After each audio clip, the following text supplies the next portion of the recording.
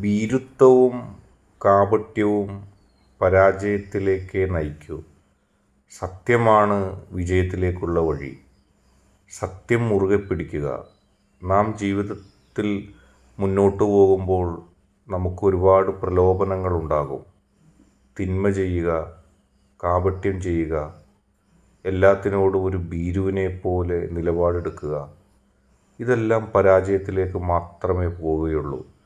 ഇത്തരം നിലപാടുകളുമായി മുന്നോട്ട് പോയവരുടെ ഗതി നിങ്ങൾ നോക്കിയാൽ മതി.